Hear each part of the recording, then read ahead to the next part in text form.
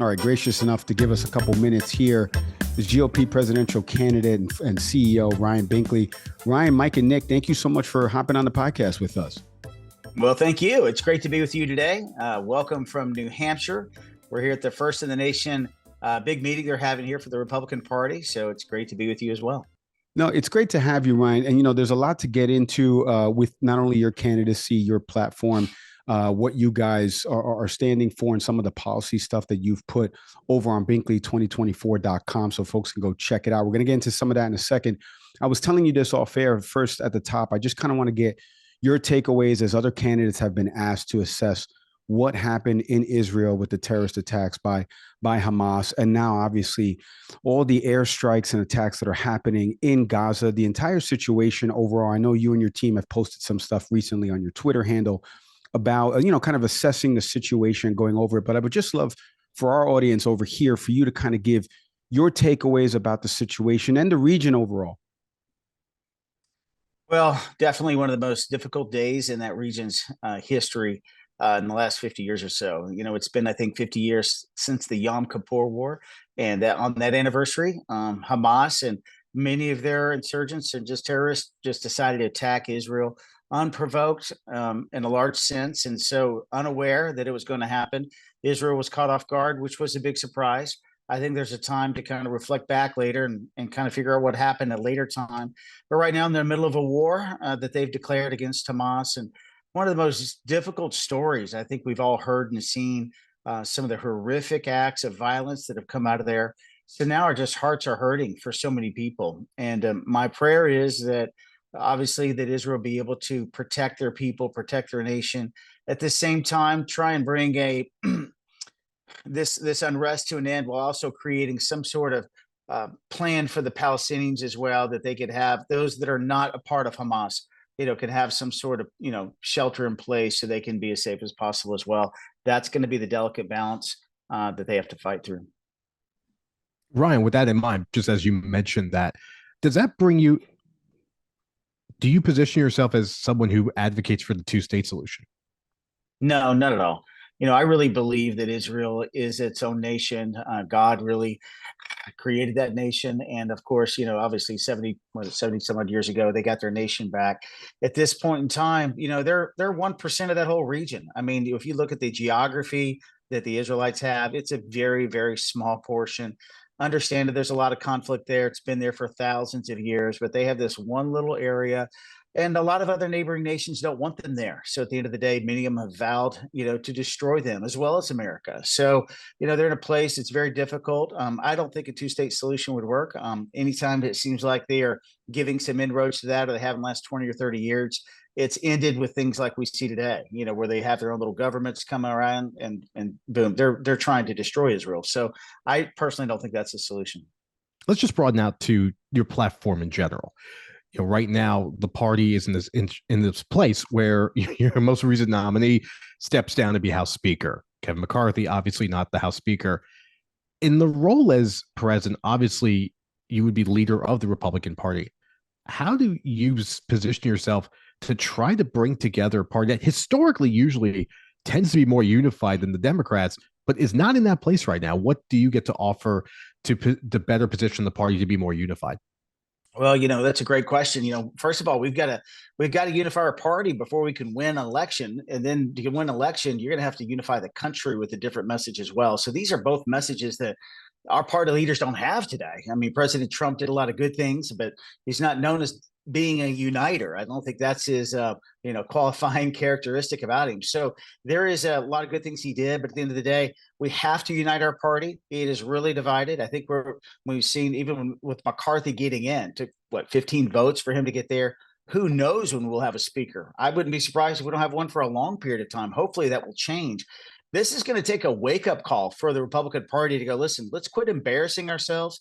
Let's actually just elect a speaker. Let's put our party first before individual choice. At the end of the day, this is what I'll be doing as president, asking both parties to put our country first.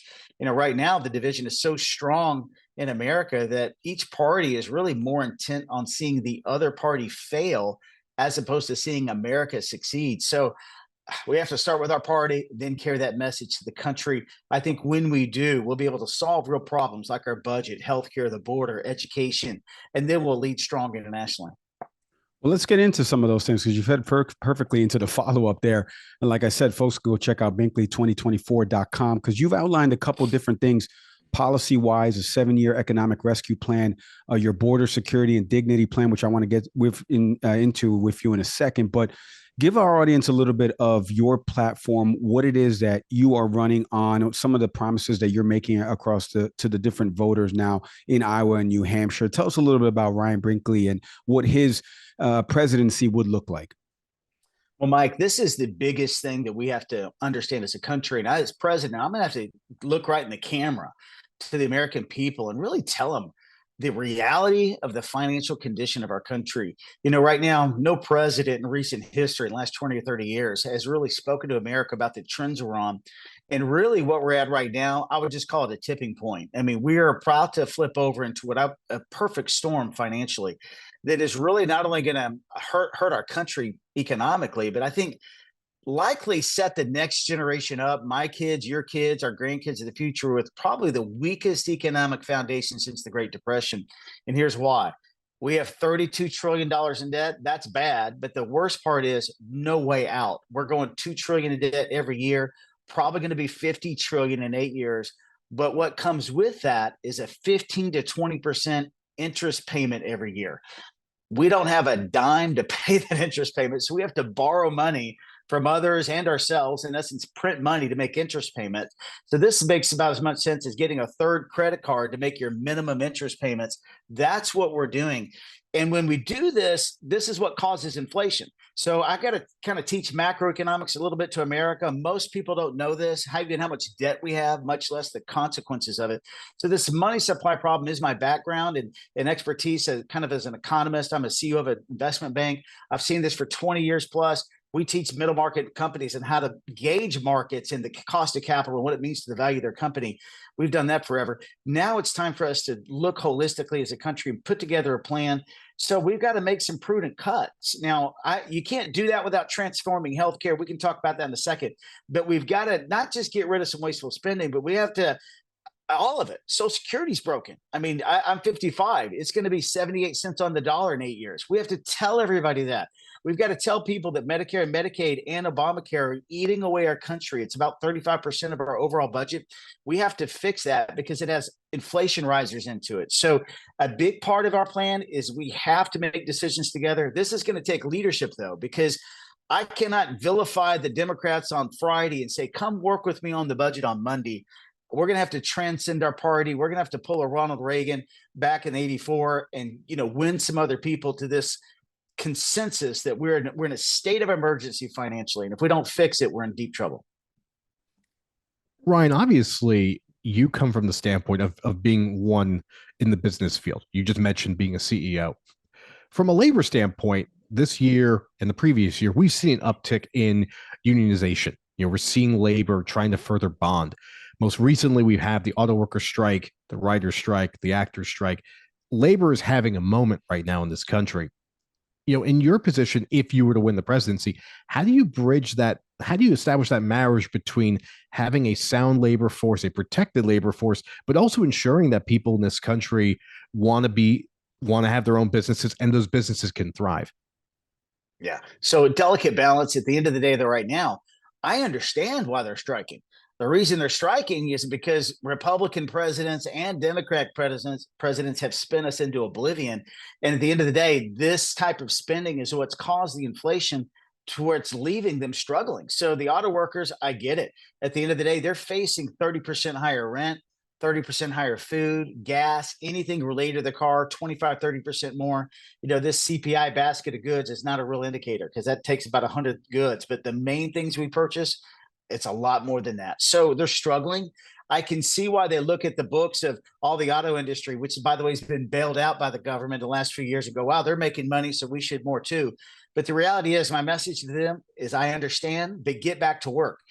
They offered you 20%. I didn't see a counter at 30 or 28. If you're still holding out for 40, that's a mistake. We could fall off a financial cliff in the next year if we're not careful. Be a part of the solution, get back to the table, work hard on a negotiating agreement, but get it done. The last thing we need doing is have another yellow trucking company thing happen. As you may know, remember yellow trucking, 30,000 employees, they're gone today. They're no longer in existence today because they couldn't work it out. So let's don't just act like the government's always going to be there to bail out the auto industry. In fact, we need to get out of business in that regard, but we need to tell everybody, get back to work, take a 25% raise, do something, get it done. That's my message. I empathize, but at the same time, there's no guarantee of the future. So let's figure out the real problem. The real problem is bad spending habits. The real problem is trying to buy votes with our children's future. Whenever Biden is taking off tuition debt, to the hundreds of billions of dollars. I've talked to college students. I've said, listen, this is the worst thing that could happen to you. Here's why. They all want it right away until I tell them the consequences. The consequences in 10 to 15 years, your interest payments on your house are going to be 12%. You're not going to be able to afford to buy one. So let's get a hold of this and understand the real picture. And over time, people see it and they're willing to make a sound decision. That's pay off their own debt. And I think that's where we have to get back to wisdom. Ryan, one of the things I've appreciated about you so far, just in this interview and meeting you, has you've been able to articulate a bunch of what your policy visions are. And you're talking to two kids, children of immigrants here. And one of the things I appreciated about was you guys laid out this 13-point plan, this border security and dignity plan that I would love for you to kind of take our audience inside of, because a lot is covered in there with respect to what DHS would do, how there would be some protections for dreamers. Can you take our audience a little bit inside what your border security plan and dignity plan kind of entails, and then also assessing what is happening at our nation's border? It's so polarized right now. I mean, the numbers of folks that are encountered have gone up year over year since the 2020 COVID-19 and all the Title VIII stuff and the Remain in Mexico policies. Just your overall assessment of the border, and then kind of what your plan attacks. Well, this plan is really, I think, a central piece of our plan to really unify our country. Because when I talk about unifying our country, I would be foolish to think that we could do that without giving us something to unify on. So we can talk about healthcare, the budget, meaning even the border. These are not Republican or Democratic issues. These are American issues. And what I mean is this: when we're literally 100,000 people likely to die, young people, of fentanyl this year, they're not just picking out Republicans that are going to die or Democrats. These are young people. These are future leaders of our country. And right now, the Democrats and Republicans are at a standoff. I kind of call it like at the OK Corral. Democrats want some sort of work registration, for immigrants. Republicans want a secure border. And it's like the two shall never meet. I've been telling people in Iowa and New Hampshire, everywhere I go, listen, how many people have to die every day before we're willing to come together and work? Right now, 300 people are dying a day. That's not enough. So what's the number? Is it 500? Is it 1,000? Before we wake up and go, wow, let's work together, because it's going to take that. So I recognize the issues. We need to secure our border. We have to stop the drugs coming in. We have to stop the human trafficking. We have to stop the illegal immigration. This is so clear. Let's quit playing political games with it, but it's going to take money to do that. So Congress holds the power of the purse. So what's it going to take to get $30 billion? Well, it's going to take negotiating. It's going to take us understanding that we also have a work registration problem here in America. We have a population shortage for workers. Not seeing that is just choosing to ignore reality. I live in southwest part of the United States. Anybody doing construction, landscaping, up in Iowa, farming, all over agriculture, hard jobs, difficult jobs are often done by immigrants from other countries. Some came here illegally. Now, if they came here illegally, our plan is this. It's either like if you and I committed a crime, you either go to jail, you pay a fine. There's a significant fine if we want them to work here. But if we don't want them to work here, if they've committed a crime, then obviously they have to go. My plan gets rid of catch and release. It gets rid of sanctuary cities because it actually requires E-Verify for every company, even if you have 2 employees, because certain plans like the one they have in Florida, it gives loopholes in it for companies with 25 employees or smaller. So a lot of people can hide. At the end of the day, we need to quit that, quit the politics, quit the games, and actually just provide a worker solution for the people that have been here the longest and get back to leading on immigration. This is my main point to the Republican Party. We've never led on immigration. We have never led on healthcare. Let's lead again. Let's quit leaving the discussion to somebody else, because 40% of our country are people of color. We need to connect to them. We have to recognize what the real needs are and come up with real solutions. My Security and Dignity Act closes the border from California to Texas, and it gets it done. Quick break from our pod to tell you about a new pod at Fresh Roasted Coffee, Envy Pods. So if you go to freshroastedcoffee.com, my partner's shaking his head. That's a good transition. What are you kidding me? It was good. No, I shook my head. I was like, that's brilliant. Thank you. Thank you. Because I saw this picture earlier. I was like, I saw what you're doing. It is pretty good. That's right. So listen, the new Envy Pods over at freshroastedcoffee.com, the official sponsor of Can We Please Talk, environmentally safe, compostable. You can go check these out at freshroastedcoffee.com. When you open up the package, it smells delicious. I'm telling you, you can't smell it on here, but I promise you that when I opened this morning to make my cup of coffee, it was delicious. Head to freshroastedcoffee.com today. Use the promo code CANWEGET20 for 20% off your first order, or hit the link in our show details. Ryan, this feels like a debate, doesn't it? Because I'm about to ask about education right here on this panel. And yeah, but we are grateful for you for that reason. Obviously education right now comes up often at the local level. We're seeing schools or individuals, recommending books not being available to some children. We've seen questions about the role of parents furthermore in the classroom and then the education of their children. We've seen people openly question the purpose of the Department of Education. Upon winning the presidency, what is your view, for the Department of Education? What is your vision for that role at a federal level? But then also, you've talked about the need for education to be an opportunity to address some of the challenges in this country. Can you expand on that? Yeah, so this is the most important thing we're facing, I think, for the next generation as well, is how are we going to help lift people out of poverty? Right now, education is the answer. Now, it's not just it's not just college education, it's also vocational training, trade schools again. We've gotten away from this in America. One state that does it well is Iowa. I've been there a lot. They have trade schools for welders and for craftsmen, and people are making good money, can make $60,000, $70,000, $80,000 a year the first or second year. But what we've done as a nation is we've not honored that as a real education. We've kind of viewed that as a tier 2 type job. We need to get away from that and either prepare kids for college or a career. Start teaching them how to get ready for life and actually how to have a living wage that could support a family. So, recognizing the problems we have, first of all, we have to see our education's horrible.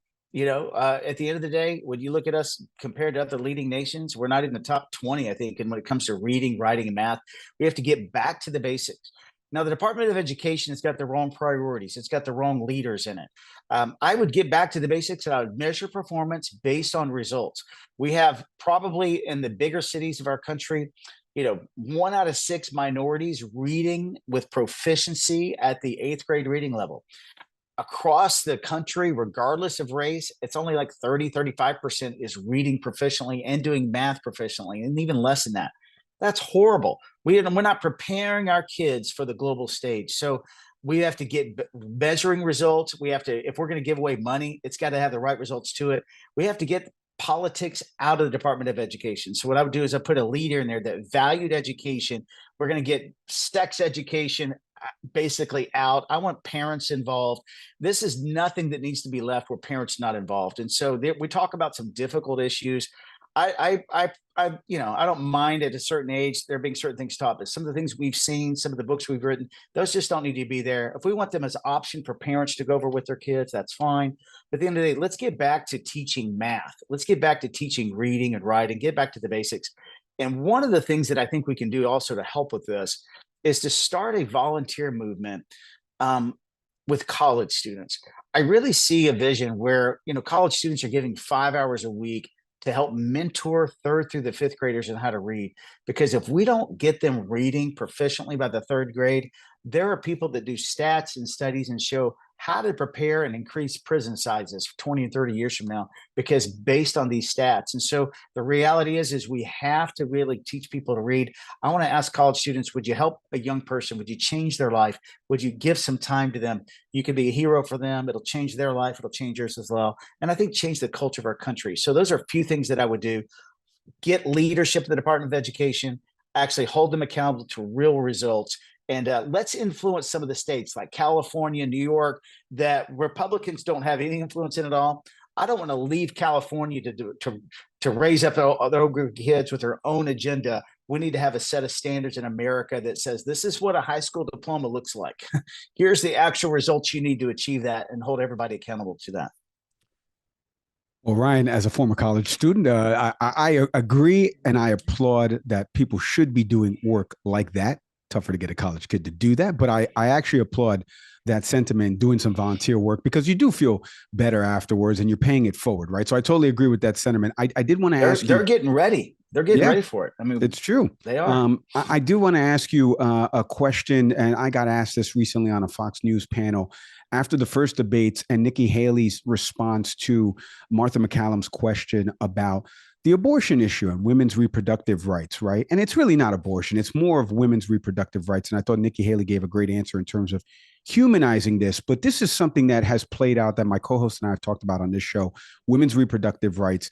The GOP has been getting hammered at the ballot box in different initiatives that have taken place in Ohio, Kentucky, Kansas, where they have lost, and women have come out in full force saying they want access to, whether it be, contraception or different things in terms of controlling their own body. Where do you stand on all of this, and how do you message around the Republican Party right now with how to treat women's reproductive rights and messaging to people that you're trying to garner votes for if you eventually become the nominee and are trying to swing independents and the more conservative Democrats your way? Well, right now, this is in the state's hands, right? And so as we recognize when Roe v. Wade was overturned, which was the right thing to do, in my opinion, I am pro-life, but I see the plight of young women. I see the difficulty with an unplanned pregnancy. And I want to be, as a president, a leader to help change the culture of life, but also change the culture of care. One of the reputations Republicans have, whether it be for the poor, the immigrant, or a young woman in a moment of crisis in an unplanned pregnancy, is that we're not really known to really be, wow, we are the caring party. We're the one in here diving into, a difficult issue. So I think we can change the narrative on all these things because many people do care. It's just that our party hasn't been that reflective of that. So what do we have to do? At the end of the day, this is difficult. There are people that truly have deeply held beliefs on both sides of this. And when Roe v. Wade was overturned, nobody's heart was overturned. Nobody changed their mind overnight. Oh, wow, I'm pro-life now, or I can see that I'm pro-choice. So this has taken some time for dust to settle. What I will try and do now as president is lead us into a new era where we are showing care and love for a young woman in a time of crisis. Many of them don't have a parent there, a husband there, a father there, even a friend there in that time. How can we help educate them early on? One, that abortion is not contraception. There is a difference. We need to educate them on what contraception is. We need to educate men and women on the consequences of sex outside of marriage. There is consequences. Sometimes they're unintended. What are they? And how are you going to be prepared and responsible for that? But also show them that they can have some economic security, that we can do some more things to help them. Calling on churches, charities, individuals, organizations to help make sure that is never a reason, that there should never be a financial reason why a woman chooses to have an abortion, because there should be money and help available. And I think a good percentage of them happen for that reason. This is hard, but I think if we can do that, start a culture of a life with adoption, helping make adoption more affordable and easier. It's very expensive. And also change the narrative with foster care. I mean, can we do more? Many kids that are 10 years old or older, they don't get to have a chance at a parent, to have parents as far as being adoptive parents. And we need to change that too, because many kids that age out with foster care, they end up going through a very difficult path in life. And so how do we see this whole big picture is the way I would try and lead. And hopefully over time, with a shift in the culture of life, more people would come to grips with this. I think some of the things we saw at the ballot box, it's first time reaction. I think as we lead through this, those emotions will come down a bit, but I think we can lead with a better culture of leadership of life. Ryan, stepping away from policy for a moment, you're a candidate running for office, be it president, be it senator, be it governor. You're on the road. What's life have been like for you as a candidate? And is it comparable to anything you've done in the business world, your personal life? I know you've done some traveling and stuff for work, but oh, sure, yeah, it's hard. No question. So, I've got 5 kids, aged 13 to 23. My oldest three, my oldest son just graduated college. He's working at our business and getting his MBA. My 2 other daughters are in college, so it's not as big as impact on them. The bigger impact is on my 7th grader and 10th grader. My son is a sophomore. He's, one plays football, the other plays golf, and I'm there with them in both those things, and it's harder. So I've missed half the JV football games this year. That's been hard. I'm getting films of games last night, for my wife, and I'm commenting back to my son and texting him today, seeing how he's doing. So that's the most difficult part. My son was with me about a few weeks ago. He said he recognizing the cost of all this, that and even in our friendship, I mean, we're close. And so he goes, Dad, I know this is something real important to you. You just better win. You just better win, Dad. And I said, okay, son, I'll make sure I do. So no added pressure there. But it is hard. But I feel called to do it. I wouldn't be doing this. I'm not doing this because, wow, I'm just really ambitious and I see problems and I think I can really have an answer.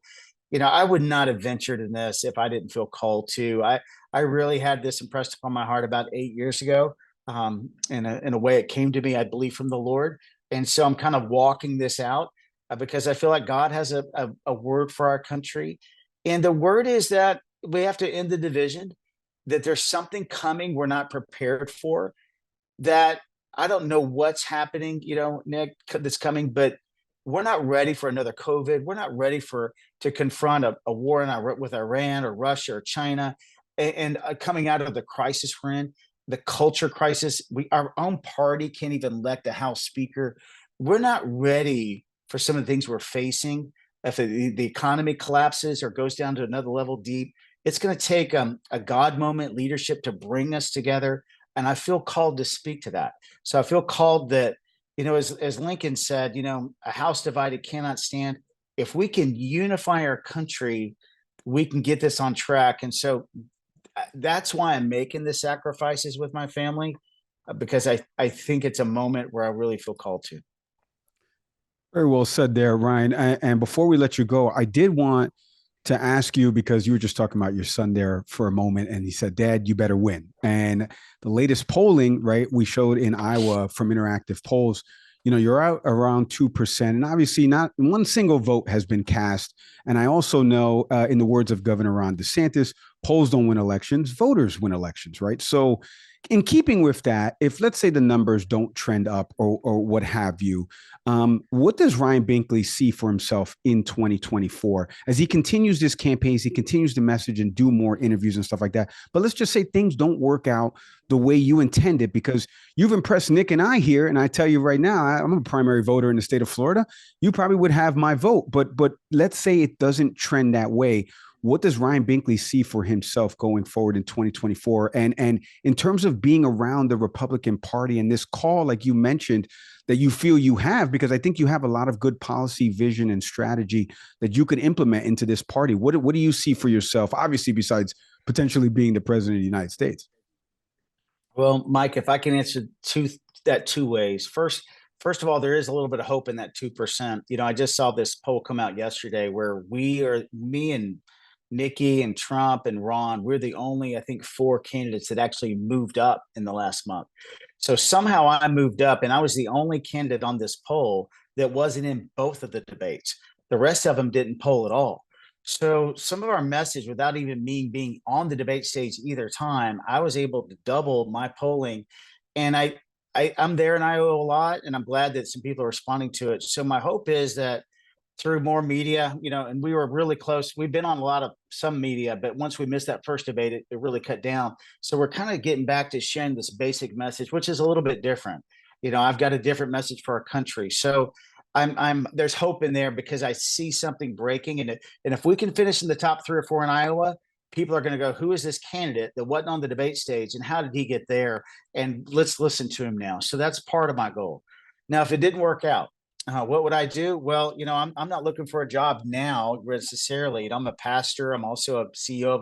We have about 400 employees in our company. I've got 5 kids, and I've got a golf game that needs to improve. So there's a lot of things that need to happen. But obviously, I love our country, and whatever need I can express. The need to unify our country, turn back to each other in this warfare we're in culturally. and speak to the bigger problems, I've got some real answers financially and healthcare that I think can really bring us. Any way I can help, I'm there. Well, as a 7 handicap, I could potentially help you with that. We'll talk offline on that front, but a little. I'm an 8, so a little. Okay, very little. Okay, I give you 1 stroke. Okay, on the hardest hole. Binkley 2024. You can go check out the website. Ryan Binkley, I can't thank you enough for hopping on the podcast with us. Continue success, sir. Stay on the trail. Keep at it, and you're always welcome back anytime. I appreciate it, sir. Well, really, thank you both, and thank you for taking the time to have me on. And thanks for following us a little bit. Your listeners can follow us a little bit. Follow us on social media if you like it. We put little snippets of speeches out there, and just kind of share it with some friends. And if it's something that connects you, it'll help us out. Take care. Hey, thanks for watching the Can We Please Talk podcast. Whatever clip you just watched, we hope you enjoyed it, and we hope you stick around for some more. Subscribe to the channel. My partner's over here smashing the button. Come on, do him a favor. So hit subscribe.